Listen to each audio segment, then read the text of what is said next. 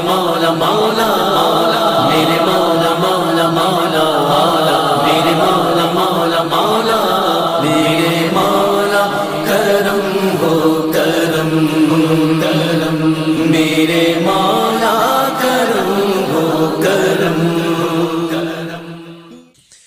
अली हुब्बुहु जुन्ना असीम नार वल जन्ना वसीयो मुस्तफ़ा हक्का इमामुल इंस वल जिन्ना अली असरार वहदत। आज़ाद के जवाबात दर कुतुब अहले सुन्नत, जिसका इस्बात हम कर रहे थे और आज हम अपनी बहस को आगे लेकर चलेंगे, जिसमें हमने कल के टॉपिक को जो हमने ख़त्म किया था जनाब आयशा के हवाले से कि उन्होंने जनाब अबू बकर की वफ़ात पे गिरिया मातम किया था, उसी को इंशाअल्लाह गुज़श्ता से पेवस्ता अपनी बहस को आगे लेकर चलेंगे कि हज़रत शेख अब्दुल कादिर बगदादी का कौल नकल करेंगे यहाँ पर कि जो गिरिया अफ़गाम मातमदारी सीना ज़नी के बारे में जहाँ जहाँ इस बात हैं दर कुतुब अहले सुन्नत, वहाँ उनके मनाबे और उनके माख़ुज़ को बयान करने की कोशिश करेंगे और साथ में इंशाअल्लाह आपके सवालात को भी लेकर चलेंगे इंशाअल्लाह। और इंशाअल्लाह आगे इसके बाद जो है हम कुरान मजीद से अज़ादारी का इस्बात करने की कोशिश करेंगे। सलावत पढ़ें बार मोहम्मद व अहले बैत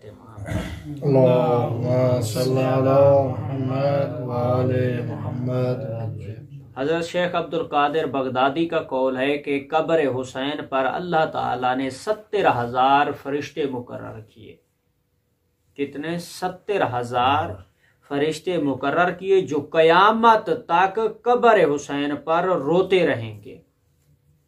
उनकी किताब गुनियतुल तालिबीन में उन्होंने ये फरमाया कि 70,000 मलाइका को अल्लाह ने मुकर्रर किया है जो हुसैन अलैहिस्सलातु वस्सलाम की कब्र पर रोते रहेंगे, ता क़यामत रोते रहेंगे। ठीक है।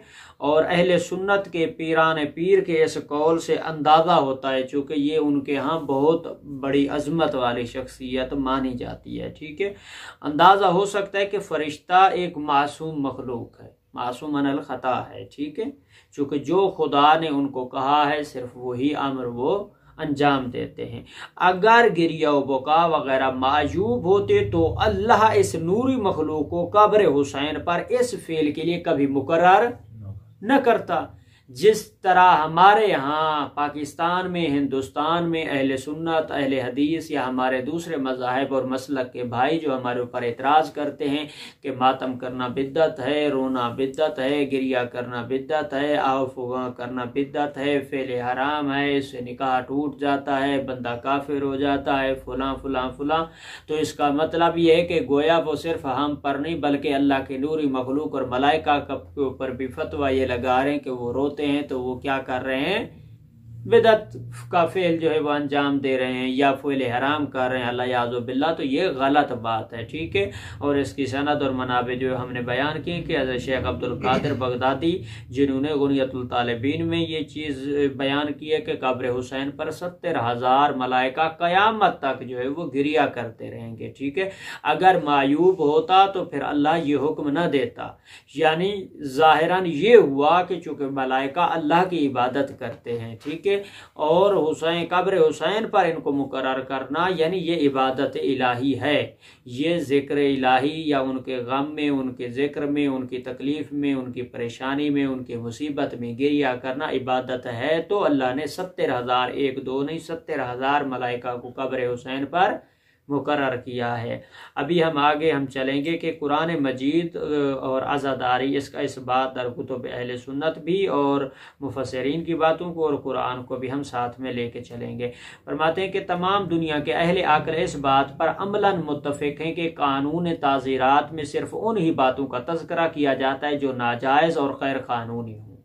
ठीक है जी।